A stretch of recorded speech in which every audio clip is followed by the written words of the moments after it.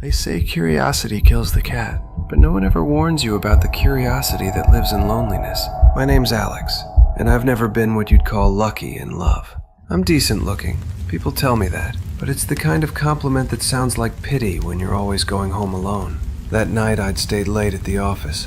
The air outside smelled like rain and metal. City nights always do. I cut through the bus station shortcut, my usual route, and that's when I saw her. A girl standing under the flickering streetlight. Long black hair, dark eyes, wearing a pale coat that looked almost silver under the light. She wasn't waiting for a bus. She was just standing there, still. She wasn't doing anything wrong, just existing. But I couldn't stop looking. She was hauntingly beautiful, like something you'd see in an old photograph from a dream you shouldn't remember. I pretended to check my phone, opened the camera, and click. One quick photo. The sound of the shutter echoed louder than it should have, and in that split second, she turned her head, slowly. Her eyes locked on me, and I swear it felt like the air went dead. I panicked, lowered my phone, and kept walking. I didn't dare look back, but even with my eyes forward, I could feel hers behind me, burning through the dark. When I finally got home, I laughed it off, told myself I was just tired. But when I opened my phone's gallery, my breath caught in my throat. The image wasn't what I remembered. The girl wasn't standing under the light anymore. She was closer, impossibly close. Her face filled most of the frame, her hair spilling forward, hiding half her features, and her eyes. They weren't looking at the camera. They were looking at me. I felt something cold slide down my neck. I turned around, empty room. The photo seemed to shimmer for half a second, like it was alive. Then my phone flickered and shut off. I charged it overnight. When I woke up, there were 12 new photos in my gallery, all of the same girl, each one a little closer than the last. In the final one, she was standing right behind me. I threw the phone across the room, but when I picked it up again, the screen was blank, just black, until the faint outline of her face pressed through from the inside. I deleted everything, factory reset, bought a new phone the next day. For a few weeks, things went back to normal, or so I thought. One night I was video calling a friend. He stopped mid-sentence. "Who's that behind you?" I froze. "There's no one here," I said. He just stared, pale. "Alex, she's right behind you." The call dropped. I spun around. Nothing. Just that same cold air again, brushing my neck like a whisper. Every night after that, I heard the click of a camera. Soft, distant. Sometimes behind me. Sometimes from my phone, even when it was off. A month later, I was cleaning my old apartment, scrolling through my laptop, when I found a folder I swear I never made. It was named She Saw You. Inside were hundreds of photos, all of me, sleeping, working, eating, and in the corner of every frame, that same long black hair. The last photo was different. It was live, a short moving clip of me sitting at my desk. In it, I'm typing this story, and behind me, she's standing there, smiling. I deleted everything, burned the hard drive, moved cities, but sometimes when I walk home late, I still see her reflected faintly in windows, in bus stop glass, in strangers' eyes. And every few days, my phone vibrates, a new image in my gallery, just black, until I turn the brightness all the way up. That's when I see her, smiling, closer than ever. They say cameras capture souls. I think mine just won't let hers go. You've probably heard about Slender Man, but have you ever heard about the Slender Woman of Japan? They call her Hachi Shaku-sama, which means 8 feet tall. When I was a kid, my parents used to send me to my grandparents' tiny village deep in rural Japan. Rice fields, cicadas, and the smell of rain. That's what I remember most. The summer I turned 8 was the last time I ever went back there, and there's a reason why. That afternoon, I was playing outside by myself while my grandparents sat inside, drinking tea. The air was heavy and still, and suddenly, thunk, thunk, thunk, a strange hollow sound echoed through the garden. It wasn't footsteps, too slow for that, more like someone rhythmically knocking on something wooden. I looked around, nothing. Then, I noticed movement above the hedges, something pale, something wearing a wide straw hat. But it wasn't sitting on the hedge, it was behind it, and the hedge was nearly 8 feet tall. The hat shifted slightly, then stopped. A face, long and strange, peeked through a gap. It was a woman, or something pretending to be one. Her head tilted just enough for me to see her smile. That's when I heard it again. Po, po, po. Deep, mechanical, almost playful. Then she glided away, and the sound faded with her. I bolted back into the house, breathless. My grandparents looked up as I tried to explain what I saw. They didn't react. Not until I mentioned the sound. Po, po, po. The teacup slipped from my grandmother's hand. Her face drained of color. My grandfather stood up so fast, his chair toppled backward. He grabbed my shoulders, his voice trembling. Tell me exactly how tall she was. Did she see you? Where was she standing? Before I could finish, he was already on the phone. Grandma pulled me close, whispering, "You mustn't go outside again. That wasn't a woman. That was Hachishaku-sama. She told me stories I wish I never heard, about a tall woman that mimics voices, who lures children away until they vanish. Monks had trapped her decades ago using 4 Jizo statues at a ruined shrine, but somehow she escaped. Grandpa returned with a small, elderly woman, a priestess named Kasan. They sealed me in my room that night, every window covered in newspaper scrawled with sutras, bowls of salt in every corner, and a small Buddha statue at the center of the floor. Kasan said softly, "Do not open this door for anyone, not until sunrise, no matter what you hear." She handed me a bucket for emergencies. Then they locked the door from the outside. That night stretched into forever. Around 1 a.m., tapping began at the window. Soft at first, then louder. I froze. Then I heard a voice, my grandfather's, calling from behind the door. "Are you all right? Open up, sweetheart.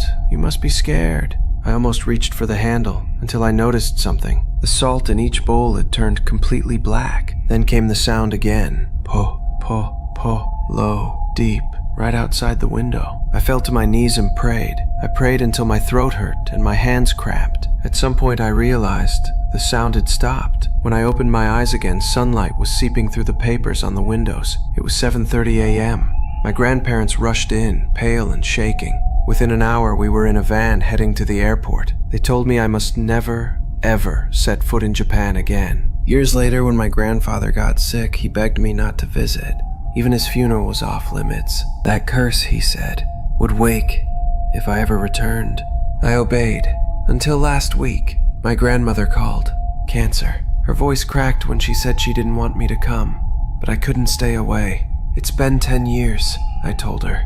If she were real, I'd be dead by now. Grandma sighed quietly through the phone. "If you say so, dear." Then I heard it, faint, muffled through the receiver. Pow, pow, pow.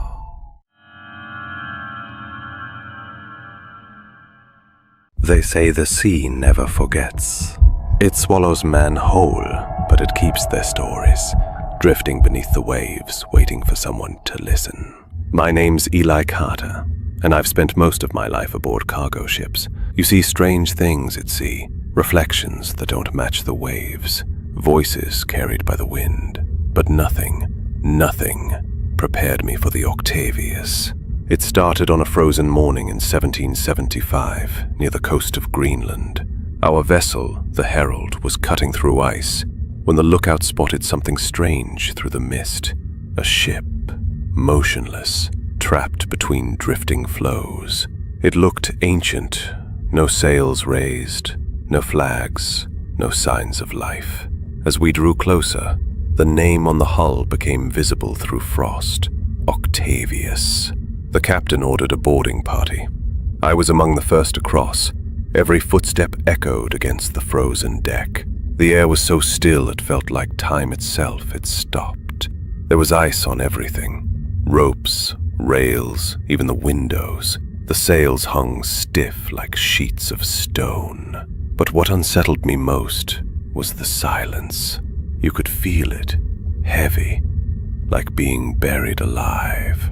We found no movement below deck, no sound, no voices, just the groan of the timbers. Until we reached the captain's quarters. The door was jammed with ice, but we forced it open. Inside was a nightmare carved in frost. The captain sat at his desk, a quill frozen in his hand. His logbook still open before him, his face calm, blue, perfectly preserved, like he'd just nodded off mid-sentence. Around him the crew, 20 men, sat frozen in their bunks, mid-motion, eyes open and glassy. It was as if death had visited and told them to stay exactly where they were. We checked the logbook. The last entry was dated 1762, 13 years earlier. According to the pages, the Octavius had been attempting to cross the Northwest Passage, sailing from England to the Orient, a route no one had successfully completed at the time. But the last line written by the captain read, "We are drifting. The cold grows heavier. God forgive us." The captain's wife and child were found below deck, huddled together, frozen where they slept. I remember someone whispered, "They made it halfway." And then the temperature dropped. A wave of frost swept across the deck, though no wind blew. One of the men swore he saw the captain's eyes move. Another claimed he heard a whisper, something like, "Keep the course." We didn't wait to find out. We left the logbook and ran. When we returned to the Herald, the Octavius was already drifting away, vanishing into the fog like it had never been there. No one spoke for hours. Back in port, our captain turned the logbook over to the Admiralty, but the officials dismissed it. Sailors' tales, they said. The next morning, that logbook was gone, stolen, or reclaimed. For centuries, sightings continued. Ships reported glimpses of a 3-masted vessel drifting silently through fog, its decks coated in ice, its lanterns glowing faint blue. Sometimes they said they saw figures moving aboard, slow, deliberate, ghostly shapes, forever caught in the cold. They say if you see the Octavius, it's not just a ship you found. It's a warning, a message from sailors who went too far, chasing a passage through a place where even time freezes. And sometimes, when the sea is still and the air cuts sharp as glass, you can hear the creak of its frozen masts echo through the fog, like the world remembering the ones who wouldn't turn back. The Octavius is still out there, drifting, its crew forever mid-sentence, still chasing a horizon the living will never reach. They called it the ghost ship of the North, but I call it something else. Proof that even the sea keeps its dead close. If you saw the Octavius, would you turn back or climb aboard?